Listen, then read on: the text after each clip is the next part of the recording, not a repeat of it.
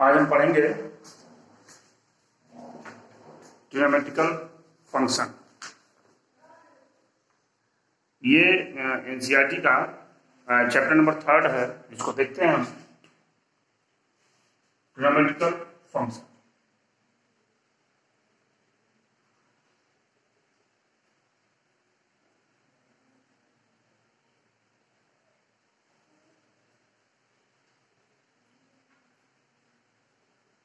Trigonometric function. देखिए, इस exercise में आपको इतना ही बताऊंगा। देखिए, ट्रिग्नोमेट्री में साइन 30 अंश का मान, साइन 60 अंश का मान, tan 30 का मान, tan 40 का मान, tan 60 का मान, sec 40 का मान, sec 60 का मान, ये सारी वैल्यूज आप क्लास 10th में ही पढ़ चुके हैं। बहुत सारे एप्लीकेशन ऐसे थे जिन एप्लीकेशनों में हमने इन सब एंगल्स की वैल्यू को यूज किया था और यूज करके हमने क्वेश्चंस को लगाया। आज हम उसका यूज तो करेंगे ही करेंगे। दूसरी एक चीज और बता देता हूं आपको कि जैसे मान लीजिए कभी एक रिलेशन और आपको मिलता है। मान लीजिए ये कोई सर्किल है, इस सर्किल पर यहां इसका सेंटर O है और इस सेंटर से ये चीज और ये चीज, ये अगर हो जाता है आपका, और ये तो इसका रेडियस हो जाएगा, यहां पर इसका एंगल ये थीटा, ये रेडियस R हो गया और इसका एंगल क्या हो, एक थीटा हो, और इस जो आर्क है यानी चाप है, चाप की लंबाई अगर L हो, तो इनके बीच में एक रिलेशन होता है, चाप बराबर होता है त्रिज्या इनटू एंगल, यानी arc equal to radius into angle. अगर हम आर्क को L ले लेते हैं, रेडियस को R ले लेते हैं और एंगल को थीटा ले लेते हैं, तो L equal to R into theta.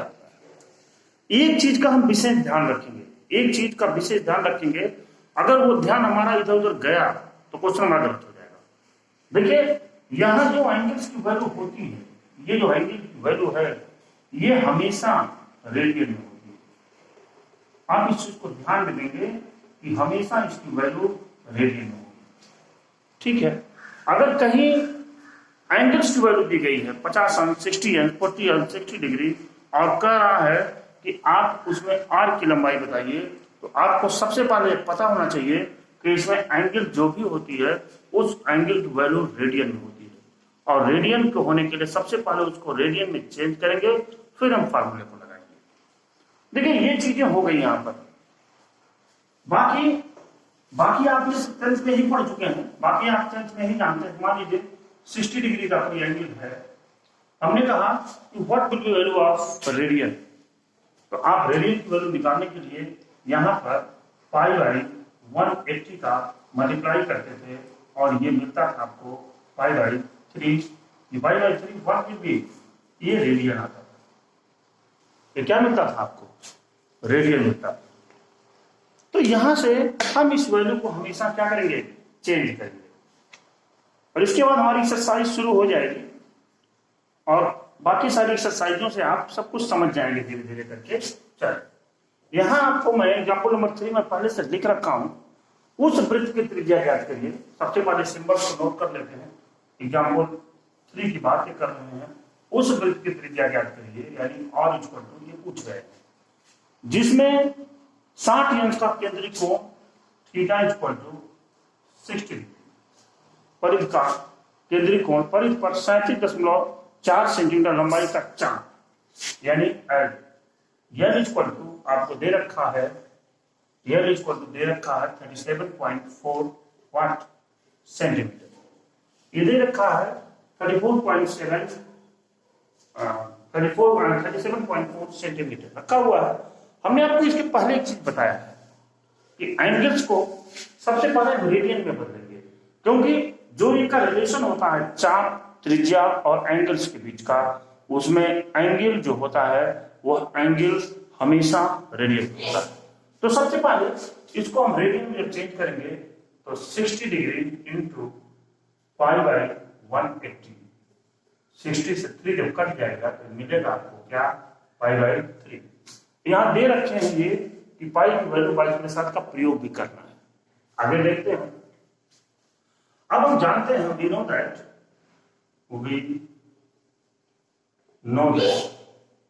हम जानते हैं क्या, n equal to R theta. हम जानते हैं n equal to R theta. चलिए l की वैल्यू यहां से पुट करते हैं 17.4 इक्वल टू आर की वैल्यू नहीं पता, थीटा की वैल्यू क्या है, पाई बाई 3। 3 का क्रॉस मल्टीप्लिकेशन होगा 37.4 into 3 equal to R into pi की वैल्यू 22/7। 7 यहां जाएगा, यानी आर इक्वल टू मिलेगा 34.4 इंटू 3 इंटू 7/22। जब इसको हम सॉल्व करते हैं तो सॉल्व करने के बाद इसकी वैल्यू आती है 35.7 सेंटीमीटर। यहां से आपको रेडियस की वैल्यू 35.7 सेंटीमीटर मिल जाएगा। देखिए क्वेश्चन हो गया आपका। अब इस तरह से परीक्षा के दृष्टिकोण से कभी कभी क्वेश्चन ऐसे आ जाते हैं कि रिलेशन बताने की बात करता है।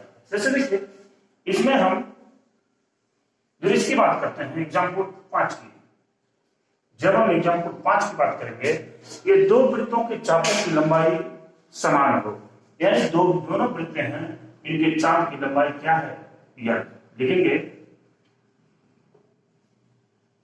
Length of arc equal to क्या है, एल। ये सबका दिया हुआ है, दोनों वृत्त हैं, जो भी एंगल्स बना रहे हैं, लेकिन उनमें जो आर्क की लंबाई है, लेंथ ऑफ आर्क है, वो बिल्कुल इक्वल है। लेंथ ऑफ आर्क जो है वो बिल्कुल इक्वल है। क्या हो गया,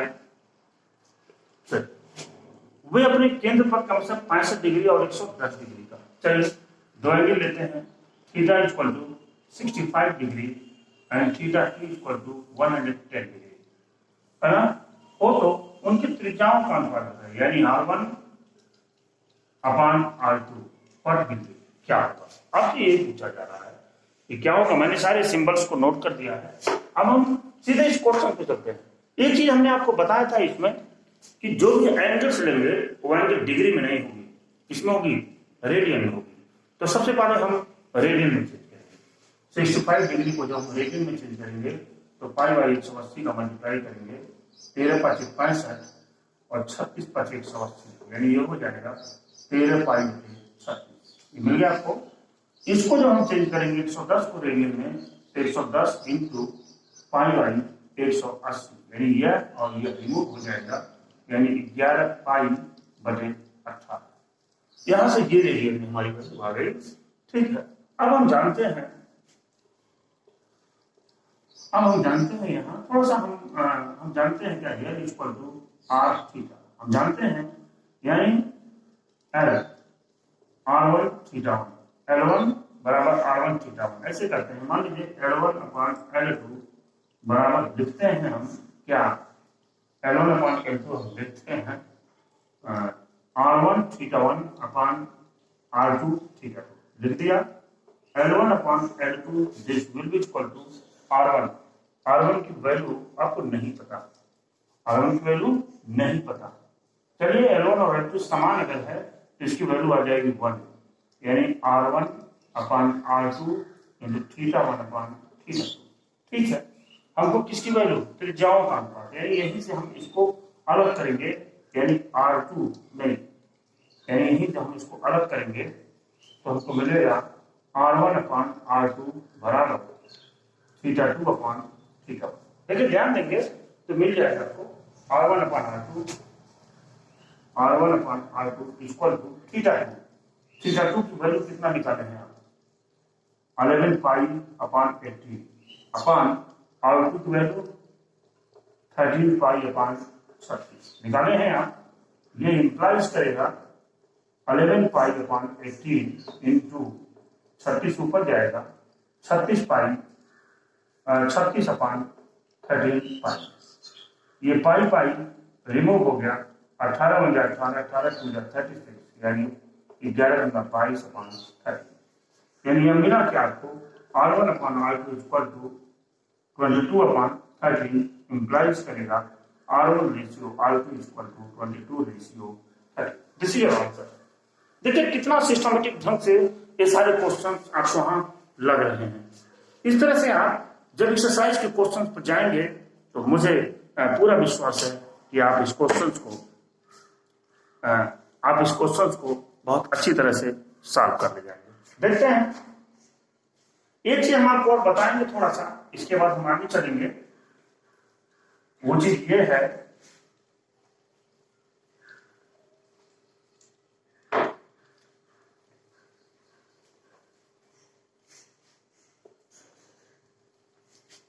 वो चीज ये थोड़ा सा बताएंगे हम आपको। जैसे सुनिए, जैसे अगर हम एक अंश की बात करते हैं, एक अंश यह हो गया, एक अंश बराबर होता है 60 मिनट। अच्छा, और एक मिनट बराबर होता है 60 सेकंड। यानी एंगल की 3 कैटेगरी होती है। पहला डिग्री, उससे कम सेकंड, मिनट, उससे कम सेकंड। वो मैंने घंटा, मिनट और सेकंड की तरह इसकी यूनिट चलती है, वो हमने यहां लिख दिया है। देखिए क्वेश्चन दिया हुआ है, क्वेश्चन चलते हैं एक्सरसाइज 3.1 पर। एक्सरसाइज 3.1 पर चलते हैं। क्वेश्चन नंबर 1 की बात कर रहा है ये। देखिए 25 डिग्री को आप बदल लेंगे। निम्नलिखित डिग्री मापों के संगत रेडियन माप की गणना करिए। पहला दिया हुआ है -47 डिग्री और 30 डिग्री। हम इसको रेडियन में चेंज करना है, हमको मिनट, हम इसको रेडियन में चेंज करना है। बहुत आसानी से इसको रेडियन में चेंज कर देते, लेकिन हमको मिनट वाला कंडीशन डिस्टर्ब कर रहा है। मिनट वाला जो लिखा हुआ है ये हमको डिस्टर्ब कर रहा है। अगर ये मिनट में न होता तो π/180 को मल्टीप्लाई कर देते, हमारा मान रेडियन में आ जाता। चलिए 30 अंश को हम क्या लिख सकते हैं, जानते हैं एक अंश बराबर 60 मिनट। ठीक है, तो 30 मिनट बराबर क्या हो जाएगा, ये हो जाएगा -47 सही 1/2 अंश होगा, नहीं होगा। 30 मिनट हो जाएगा किसके, आधे अंश के बराबर हो जाएगा, आधा अंश हो गया। अब इसमें क्या करेंगे हम, 47 गुना 94 और 1 95, ये हो जाएगा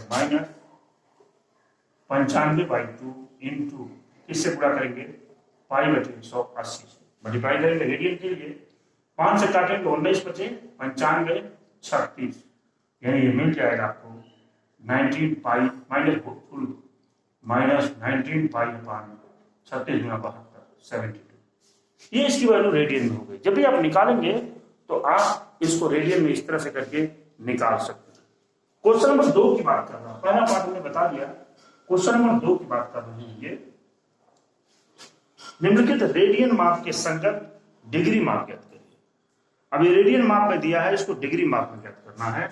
डिग्री माप में इसमें पहला क्वेश्चन दिया हुआ -4 गुणे 180/5, हमको यही लगाना है। तो -4 गुणे 180/22/7, 7 ऊपर चला जाएगा, यानी -4 गुणे 180 गुणे 7 बटे क्या 22। काटेंगे, जो आता है दलील और आंसर, ये हो जाएगा आपका 2 दूना 4, 11 दूना 22, बराबर हो जाएगा 180 दूना 360 -360 गुणे 7 बटे क्या 11, ये हो जाएगा 7 0 0 7 42 को 2 घंटे लगा 4 7 21 4 25 -2520/11। 2520 में हम 11 का भाग देते हैं, थोड़ा सा 2511 भागा क्या 11, 2511 नहीं 2520, 2520 में हम किसका भाग देंगे 11, 11 दूना 22, 3 2 बचा 11 दूना 22, बचा क्या 10, और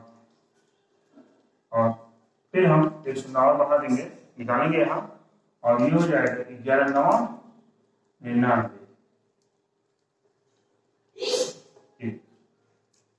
ये लिखेंगे, बराबर हो जाएगा -229 सही 1/11 अंश। ये हो गया 1/11 अंश को हम जानते हैं, एक अंश बराबर किसके 60 मिनट, इसलिए 1/11 अंश बराबर 1/11 गुणे 60, यानी कितना हो जाएगा 60/11। भाग देंगे हम 60 में 11 का भाग देंगे 11 बचे 55, 5 बचा। अब ये क्या हो जाएगा बराबर माइनस 229 डिग्री और कितना 5 सही 5/11 मिनट। ये हुआ आपका 5 सही 5/11 मिनट हो गया। 5/11 को हम पुनः सेकंड में बदलेंगे तो 60 बचे 300, 300/11, 300 में 11 का हम डिवाइड करेंगे, 300 में हम 11 से भाग देंगे। मतलब आप यही इस उत्तर को इतना ही लिख दीजिए, ये डिग्री में नोट, आप इसको नोट करेंगे हो जाएगा। अब हम क्वेश्चन नंबर 3 पर चलेंगे और क्वेश्चन नंबर 6 पर चलेंगे और 7 पर चलेंगे। 2 क्वेश्चंस को लगाएंगे फिर हम आगे बढ़ेंगे।